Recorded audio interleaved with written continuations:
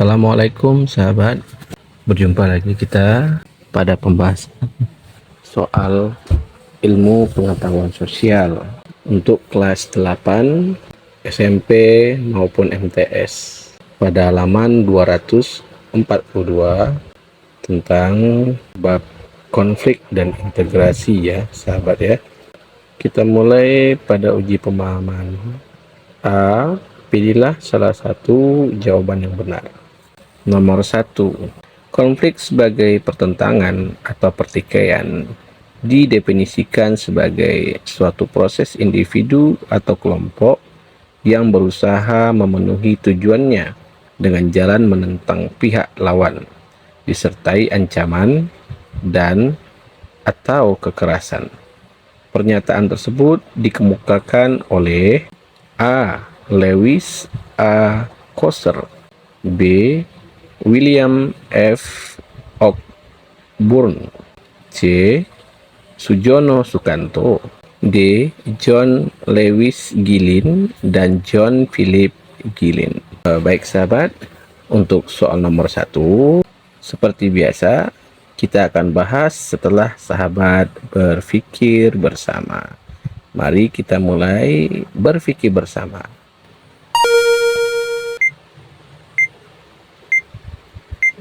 Baik sahabat, sudah kita pikirkan bersama. Dari keempat atau 5 nama tokoh yang ada, semuanya adalah tokoh-tokoh yang sangat familiar di pelajaran sosiologi sahabat ya. Bab ini namanya bab sosiologi kalau belajarnya di SMA ya. Tapi kalau untuk tingkat SMP masih dalam mata pelajaran ilmu pengetahuan sosial. Dari definisi konflik yang ada itu berbagai macam ya sahabat ya. Ada konflik yang diartikan sebagai pertentangan antar organisasi atau peran kelompok sosial ya sahabat ya. Ada juga yang mendefinisikan pertikaian politik. Intinya konflik ini adalah sebuah pertikaian disebabkan oleh perbedaan kepentingan, perbedaan kebutuhan. Itu inti dari definisi konflik. Tapi yang ditanyakan di sini, definisi nomor 1 ini, siapakah yang mengemukakannya? Tentunya ini adalah salah satu ahli sosiologi yang ada di Indonesia.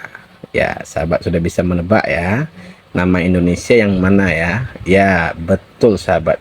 Jawabannya adalah C. Sujono Sukanto. Baik sahabat, kita lanjut ke soal nomor 2. Terdapat 2 tokoh yang mengemukakan pandangannya mengenai keberagaman konflik sosial. Berikut ini yang merupakan bentuk konflik yang dikemukakan oleh Ralph Dahrendorf adalah konflik A. Antar organisasi internasional, konflik antara kelompok terorganisasi dengan kelompok tidak terorganisasi, dan konflik partai. B.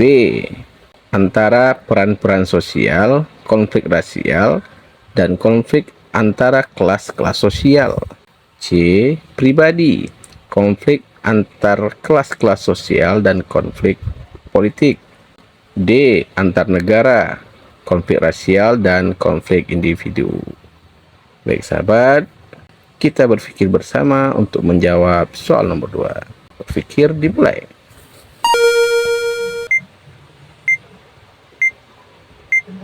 Oke sahabat semuanya ya. Di soal nomor 2 ini tentunya kita sudah harus tahu kata kuncinya ya sahabat ya. Di sini yang ditanyakan adalah bentuk konflik yang dikemukakan oleh Raif Dahrendorf ya sahabat ya. Raif Dahrendorf ini seorang sosiolog terkemuka ya sahabat ya. Juga memberikan definisi konflik. Definisi konflik menurut beliau ini adalah hampir-hampir sama dengan konflik yang dikemukakan oleh Sujono Sukanto. Di sini dia katakan bahwa konflik ini dapat terjadi karena adanya ketidaksetaraan dalam distribusi kekuasaan, status atau sumber daya, Konflik ini berdampak positif atau negatif tergantung pada cara penyelesaiannya. Maka beliau memberikan beberapa bentuk konflik ya. Yang pertama disebut dengan konflik peran, kemudian konflik antar kelompok sosial, baik terorganisasi maupun tidak ya. Kemudian ada konflik antar kelompok terorganisir ataupun tidak, itu penjelasan ketiga bentuk konflik. Kemudian konflik antar satuan nasional ya. Dalam keterangannya, konflik ini terjadi antar satuan nasional seperti antar partai politik, antar negara atau organisasi internasional. Berarti kita sudah bisa menebak ya bentuk konflik yang dikemukakan oleh tokoh ini ya, yaitu A. Antar organisasi internasional, konflik antar kelompok terorganisasi dengan kelompok tidak terorganisasi, dan konflik antar partai. Baik, sahabat, nomor 2A. Kita lanjutkan ke soal host nomor 3. Perhatikan narasi berikut. Andika dan Dimas terlibat konflik karena salah satu di antaranya tidak menerima kekalahan timnya ketika bermain bola. Indira sebagai ketua kelas mempertemukan keduanya untuk menyelesaikan konflik mereka. Indira meminta keduanya mengungkapkan alasan mereka secara bergantian. Kemudian setelah mendengar alasan dari Andika dan Dimas, Indira meminta mereka untuk berdamai dan saling memaafkan. Berdasarkan pernyataan tersebut, penyelesaian konflik antara Andika dan Dimas dilakukan secara A. Konsiliasi, karena Indira dapat mengendalikan konflik dengan mengadakan diskusi antara keduanya. B. Perdamaian, karena hasil dari pertemuan antara Indira, Andika, dan Dimas adalah saling memaafkan. C. Arbitrasi, karena Indira sebagai penengah di antara Andika dan Dimas yang memiliki wewenang untuk melaporkan kepada wali kelas apabila keduanya tidak berdamai. D. Mediasi, karena sebagai ketua kelas, Indira berperan penting sebagai mediator untuk mendamaikan Andika dan Dimas. Baik sahabat, soal host nomor 3 kita pikirkan bersama.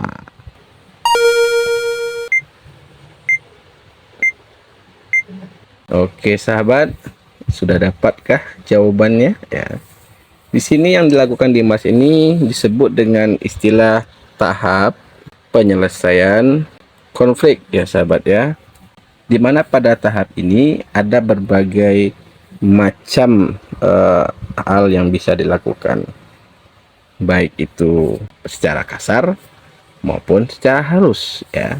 Di sini kita lihat yang menginisiasi itu adalah Indira ya, sebagai ketua kelas ya, mempertemukan keduanya yang sedang berkonflik. Kemudian Indira ini mendengarkan keluhan dari kedua belah pihak ya. Jadi akhirnya memberikan sebuah solusi di situ untuk berdamai ya. Apakah modelnya? Yang ditanya ini model ya.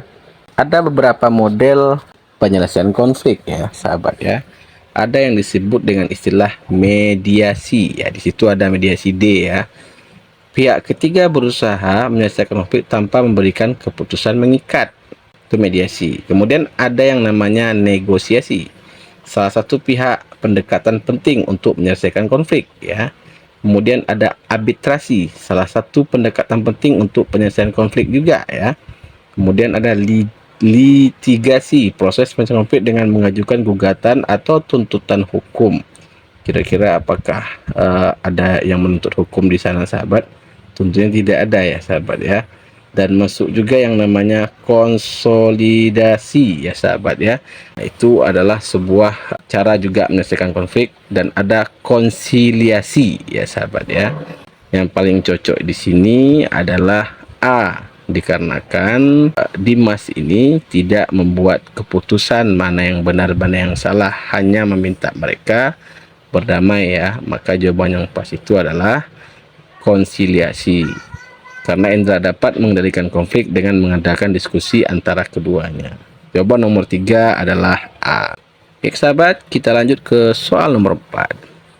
Berikut ini yang merupakan syarat terjadinya integrasi sosial menurut William F. Auburn dan Meyer Nemkov adalah: A. Masyarakat berhasil menciptakan kesepakatan bersama mengenai norma dan nilai sosial yang dilestarikan untuk dijadikan pedoman dalam berinteraksi antara satu dan lainnya. B. Anggota masyarakat merasa bahwa mereka tidak perlu saling mengisi kebutuhan-kebutuhan mereka bersama. C. Norma dan nilai sosial yang sudah berlaku cukup lama hanya dijalankan oleh sebagian anggota masyarakat saja. D. Sebagian anggota masyarakat yang masih memiliki sikap etnosentrisme. Yang mana jawabannya, sahabat? Coba dipikirkan kembali.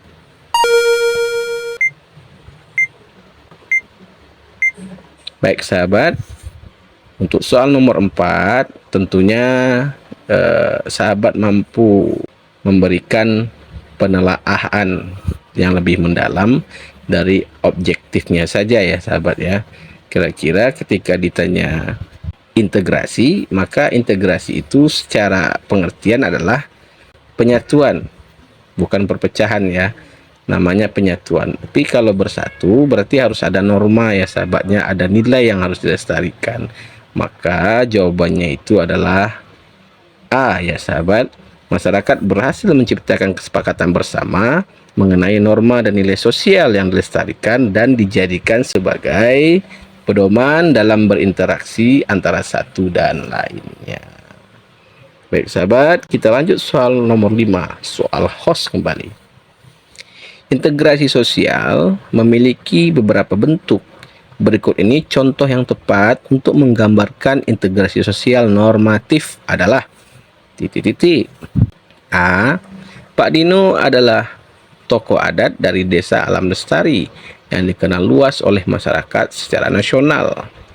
B. Suku Bugis dan suku Jawa saling berintegrasi untuk memenuhi kebutuhan pangan dari pertanian dan hasil laut. C. Di Jalan Melati, aparat kepolisian sedang melakukan penutupan paksa para pedagang yang melanggar aturan. D. Masyarakat di Indonesia terdiri dari berbagai suku, budaya, bahasa, bahkan agama yang dipersatukan dengan semboyan Bhinneka Tunggal Ika. Baik sahabat, untuk soal nomor 5, kembali kita berpikir bersama. Dimulai.